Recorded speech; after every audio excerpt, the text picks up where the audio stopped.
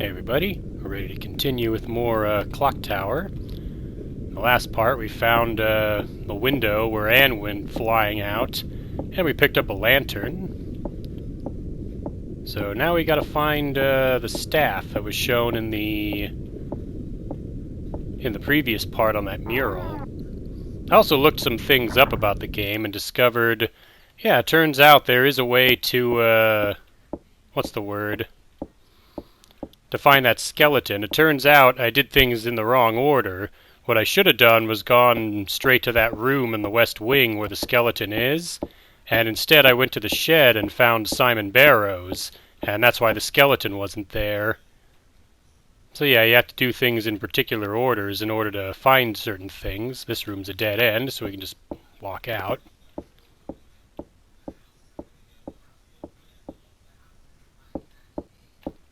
So yeah, we're looking for a staff item. So we'll search the rest of the house for it here. There's the stairway.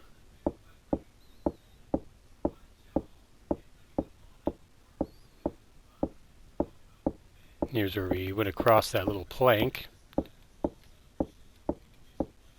Pretty sure the door over here led to that storage room where the skeleton would be had I gone to it before finding Simon Barrows and giving him the ham.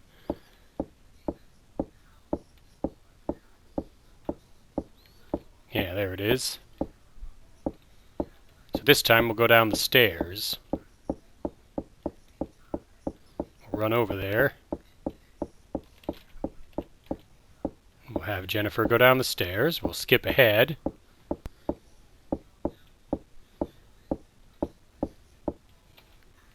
Let's keep heading to the right. There's another door here we can check. And there's some kind of room with cages. Let's turn on the light, if we can. And there's a lot of noise being made now. Let's inspect over here on the table. And Jennifer gives her scared face. A corpse of a crow. There's a key here. Pocketed the cage key. Now I know in the PlayStation version it actually shows you the dead crow. Somebody chopped off its head with a meat cleaver. So we got a key. The cage key. We can use it on the cage here.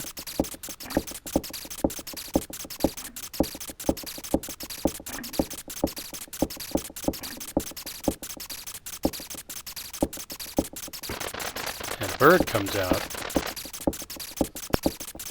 Unlike the parrot from before, this one won't try to kill us. It'll just fly out the window. Jennifer says, I hope I find a way out of here too. We can also use the cage key on this cage. The rats ran away. Alright, so we let out the bird and we let out the rats in here. Don't think there's anything else to investigate in here. No. Just the bird cage, which I already emptied. Can't inspect the bloody apron or anything else. I guess I could have inspected those hanging birds. Let's go back in and check them out.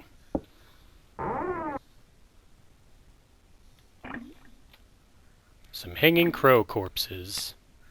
They've been decapitated. There it is. Like I said, in the PlayStation version, you actually see the decapitated crow on the table.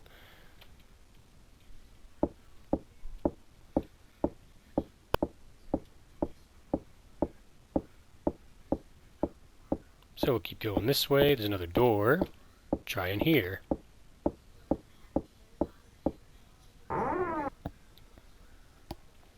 Find what looks like a library. Does the light work in here? Nope. Switch is still broken. See, lots of technical books. Jennifer's just confused by them. The author's name is faded. How about over here?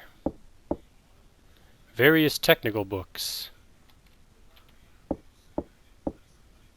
Looks like a very old magazine. A maternity magazine. Books are lined up here. This crevice looks pretty deep. There's something shiny in there. Alright, to get it, we need to use the lantern. So we'll use it. A key. Pocketed the copper key. Yeah, this copper key is actually the key to the cell in the wooden shed, the one that Simon is in. Of course, we've already escaped from that cell, so we don't need the key now. I believe having the key and using it to escape prevents Lot from getting shot by Mary, but losing Lot there isn't a big deal. Okay, that's a dead end, so we gotta go to the left. We'll run this time. We can always just have Jennifer stop and rest if her portrait changes. We were already in there.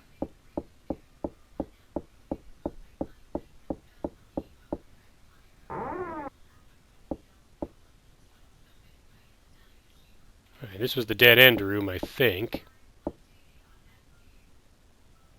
Yeah. Alright, so I'll rest here and I'll come right back.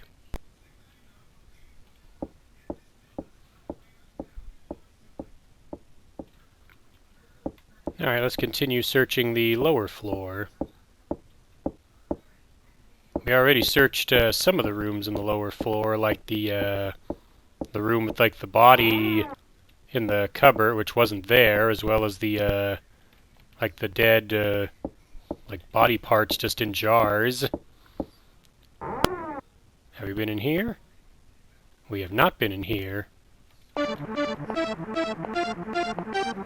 Some music is playing. Uh-oh. Looks like Scissorman is up in the ceiling. Alright, the switch doesn't work. Ow, my ears hurt because of the music that was playing in that. There's all kinds of music here. Looks like part of the ceiling fell.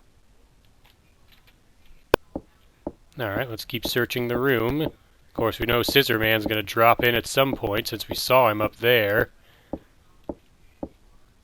There's only junk inside.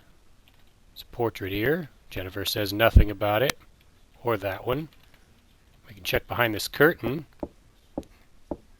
Is Scissorman hiding behind the curtain? Nope, it's the staff. It rests in this pot. Picked it up. Well, there's only one thing left to check, and it's the piano, and I think we both know I think we all know what's gonna happen when I try to inspect this. But we'll show it off, just because I wanna. It's actually a pretty neat scene.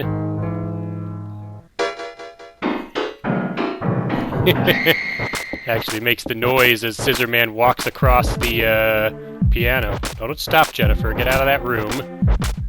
We're getting out of here. Alright, we're going to lead Scissorman back to the library while his chase music plays. I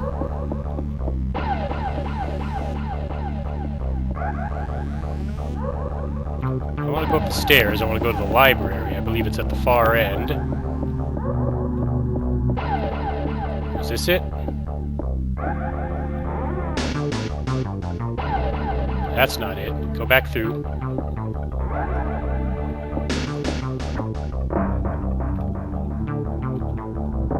Right, let's keep going this way. And into the library. Now in here, I'm going to activate this bookshelf. Jennifer will run over to it. Scissorman will come in. He'll go over there. And Jennifer will push the bookshelf over onto him. There we go. The author's name is faded. And that gets rid of Scissorman. He won't come out from under the bookshelf now that I've trapped him. Of course, you might remember when I did a Yandere Simulator 80s mode, that was the same method I used to eliminate Honami on week 3.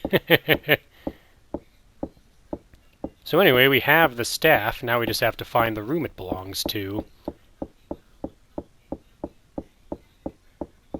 Let's run all the way over here. You don't have to run. We already got rid of Scissorman.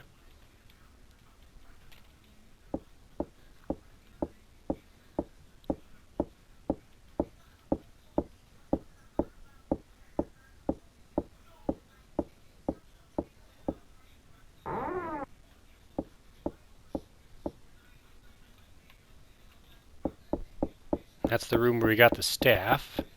So let's try this room.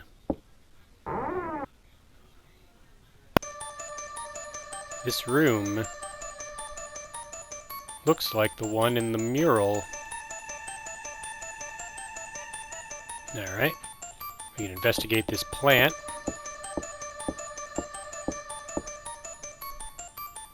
It's a celadon vase.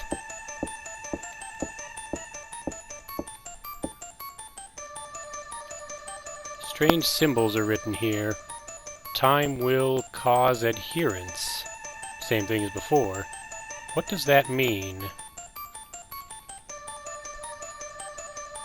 This is a crow corpse. The neck's completely severed. Thought I could move the curtain to see more of the mural, but maybe that's only when the statue is available. A square hole is visible.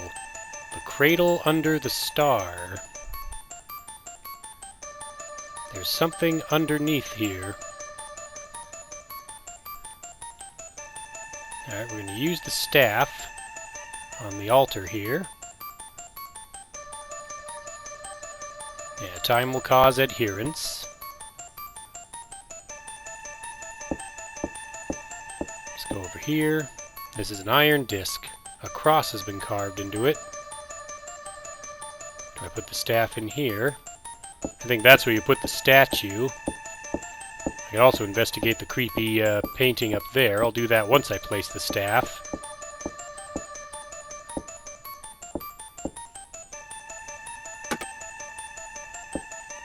There we go. What was that sound? You'll see that hole opened up. Alright, before we head down there, I'm going to make one more quick stop. And I've returned to the shed real quick because I want to see if Simon will talk to me again. I have the key to the cell if I need it. He's no longer looking at Jennifer. Looks like I can't open the key, can't use the key from the outside. Yeah, the copper key opens this door. Alright. What I wanted to check was to see if Simon would talk to me, but it looks like he won't. Yeah. I believe he's supposed to tell you about the cradle of the under the star, but yeah, I guess maybe that's only in a different version of the game, probably the PlayStation version. So coming here didn't help. Alright, I'm going to make my way back to where we were. Alright, we're back in the cradle under the star. This time we're going to take the hole here. The hole goes pretty far down. I can descend with this ladder here. So I guess I don't need the rope for that.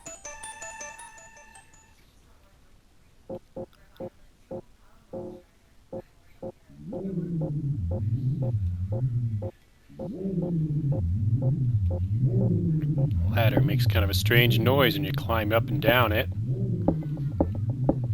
Some kind of strange sound coming out of this cave we find ourselves in. There's someone in a black robe walking past a dog.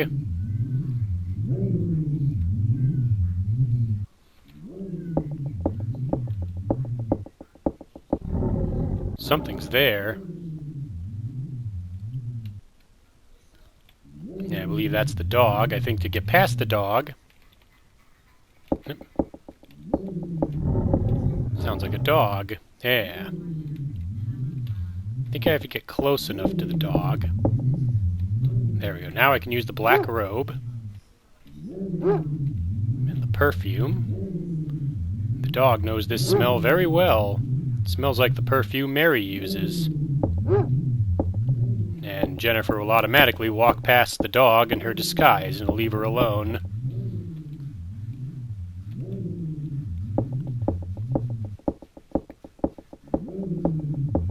If you don't bring the perfume and the black robe, the dog attacks you, and that counts as a death. We're going to go in that cave in just a moment. First, we're going to walk over here to the right.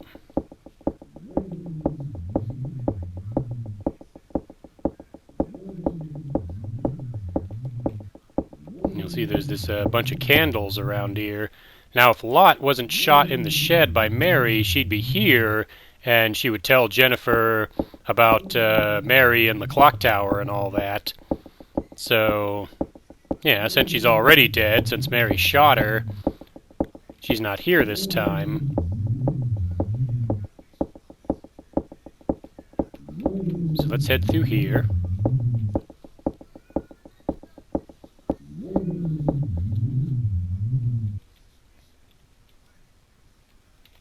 There's another cavern, but again, we'll walk past this door and head right first.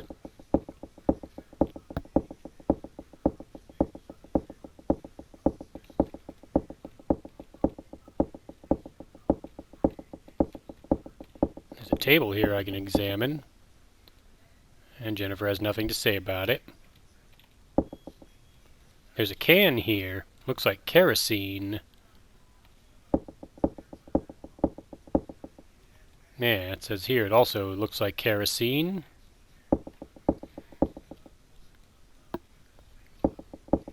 So, I wonder what they're storing kerosene down here for.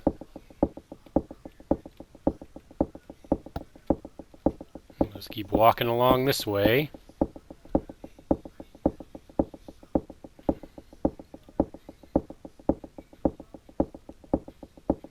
Not a whole lot to this cave, although somebody lit a bunch of candles on candelabras down here. We'll continue going to the right. There's some kind of ominous red light coming from here. Some kind of curtain here. Looks like all I can do is have Jennifer interact with the curtain.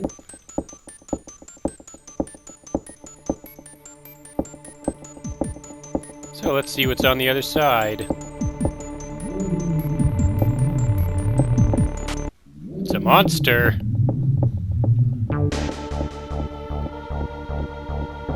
Yeah, this is where you need to start mashing the panic button. You'll be being chased by this big monster. I gotta mash the button. Jennifer will get to her feet and run away.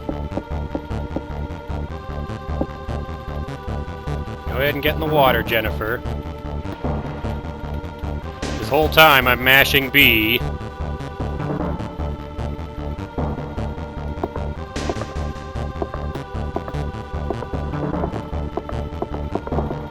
No, don't slide down, Jennifer. We gotta get up there.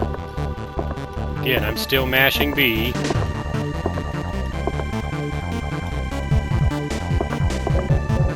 There we go. The kerosene falls and burns the monster.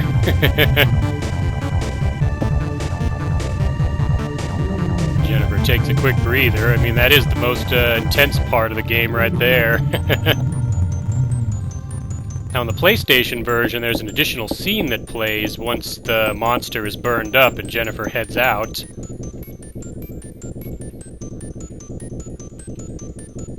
But we won't see it in the Super Famicom version. I'll just tell you what it is. A strange creature emerges from the charred remains of the monster we just escaped from. It plays a part in the sequel, which was on the PlayStation 1, and let's try the elevator. Now, if I did this right, the elevator should not be a death trap, so let's find out.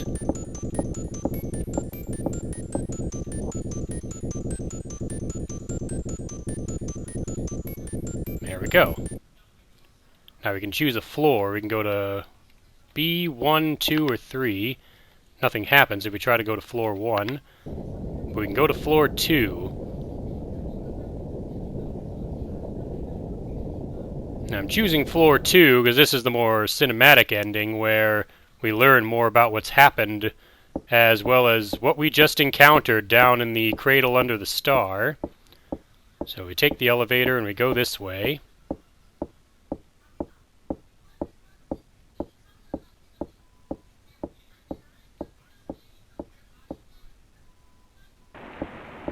There's Mary again. Miss Mary. Jennifer. You've been a terrible daughter. My son is dead because of you. Now I gotta hit the panic button because he's gonna pull a knife and attack. Gotta push her down and go. Run, Jennifer.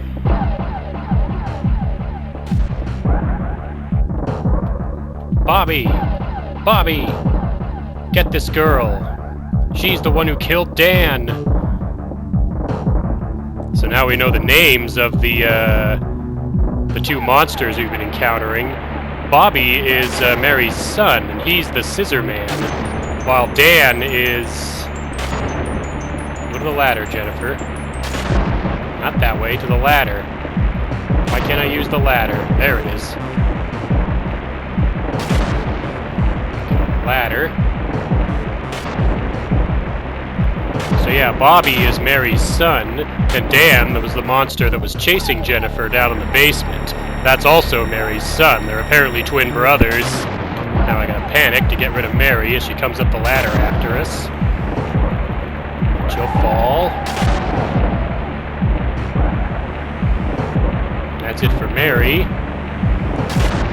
Now we have to go in the clock tower. I believe this part is automatic. Bobby comes after us now that we know his real name. So we need to pull these switches to activate the clock tower. And the message, time will cause adherence, means that the deformities that would have killed Bobby and Dan when they were born actually kill them now. That's it for Bobby. He goes off the cliff. And the game's over. That's actually ending C, although the reason I chose to do this one is we get to learn Dan and Bobby's names. So yeah, the Scissorman all along was Mary's son, Bobby. And Dan is the monster that burned up in the kerosene, although he does return in the sequel. Bit of a spoiler there, although I won't be playing the sequel since that's on the PS1, and this is a Super Famicom game. So we wait. At some point it'll show, there it is. Credits will start rolling here, once all the rain stops. Yeah, from what I can tell, this is the canonical ending to Clock Tower. With all of Jennifer's friends dying, and Mary and Bobby, and... The only other survivor, according to the sequel, is a boy named Edward, but of course we didn't see anyone named Edward here. And the covering of what happens in that is covered in the sequel, which, ironically enough, is also called Clock Tower. It's just on the PlayStation. Jennifer returns in that game as well, but you also play as her new caretaker, which is a woman named Helen, while they go to solve what's going on now, as it turns out another Scissorman shows up and starts killing people. But yeah, this is the end of Clock Tower. There will be a bonus video. I want to show off some of the stuff I wasn't able to show off in the playthrough, like the skeleton in the prison room, then the message it has for Jennifer, as well as some other things we missed. But yeah, that'll be in the next part. So once again, I'd like to thank you for watching. I'll leave the credits rolling, and I'll see you for that video where I show off all the other things we didn't get to see in Clock Tower yet.